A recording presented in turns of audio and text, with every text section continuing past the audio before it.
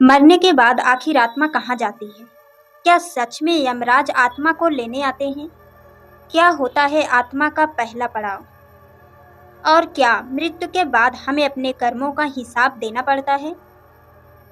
आज हम जानेंगे यमलोक का वो गहरा रहस्य जिसे सुनकर आपके जीवन की सोच बदल सकती है। ये कोई कल्पना नहीं, बल्कि हमारे गरुड़ पुराण और वेदों में वर्णित वो यात्रा है जो हर आत्मा को मरने के बाद तय करनी पड़ती है।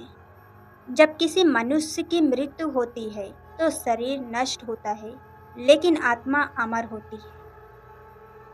मृत्यु के तुरंत बाद आत्मा को 4 यमदूत दिखाई देते हैं। वो काले, भयावह और अग्नि जैसे तेज वाले होते हैं। वो आत्मा को शरीर से अलग करके ले जाते हैं एक रहस्यमयी मार्ग पर। इसे कहते हैं प्रेत यात्रा, जिसकी शुरुआत होती है मृत्यु के तुरंत बाद और जो चलती है 13 दिन तक। यमदूत आत्मा को लेकर चलते हैं एक ऐसे मार्ग पर जो धरती और यमलोक के बीच का रास्ता होता है, वैतरणी मार्ग। ये मार्ग अंधकार में कांटों से भरा और अत्यंत पीड़ादायक होता है।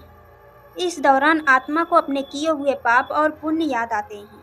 हर झूठ, हर धोखा, हर सेवा, हर तपस्या, सब दृश्य की तरह आत्मा के सामने आता है। अंत में आत्मा पहुंचती है वैतरणी नदी के किनारे। ये नदी किसी स्वर्ग के रास्ते में नहीं, बल्कि कर्मों की परीक्षा का द्वार है।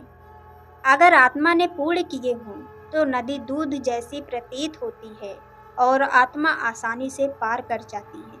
लेकिन अगर पाप किए हों तो ये नदी खून, मल और कीड़े से भरी प्रतीत होती है और आत्मा को इसे पार करने में पीड़ा होती है। यहाँ आत्मा पहली बार जानती है कि उसका अगला पड़ाव क्या होगा। आत्मा आगे बढ़ती है और पहुँचती है धर्मराज यम का दरबार। यहाँ 2 मुख्य देव होते हैं। चित्रगुप्त आत्मा के हर कर्म का लेखा जोखा लिखते हैं। यमराज जो निर्णय लेते हैं कि आत्मा को कहाँ जाना है, स्वर्ग, नरक या पुनर्जन्म। यहाँ आत्मा को न कोई वकील मिलता है, न कोई बहाना, सिर्फ कर्मों के आधार पर निर्णय होता है। अगर आत्मा पुण्यतम है तो उसे इंद्रलोक, ब्रह्मलोक या विष्णु लोक जैसे दिव्य लोकों में भेजा जाता है। वहाँ उसे सुख, आनंद, ज्ञान और शांति मिलती है। अगर आत्मा पापतम है तो उसे भेजा जाता है नरक के विभिन्न क्षेत्रों में, जैसे रौरव, महारौरव, तमास, कालसूत्र आदि, जहाँ उसे उसके पापों के अनुसार दंड मिलता है। कुछ आत्माएं दोबारा जन्म लेती हैं अपने अधूरे कर्मों को पूरा करने के लिए, लेकिन कुछ बिरले आत्माएं होती हैं जो मृत्यु से पहले ही ब्रह्म ज्ञान प्राप्त कर लेती हैं। ऐसी आत्माएं न तो स्वर्ग जाती हैं न नरक, बल्कि सीधे मोक्ष की ओर बढ़ती हैं। मोक्ष का अर्थ है जन्म और मृत्यु के चक्र से मुक्ति।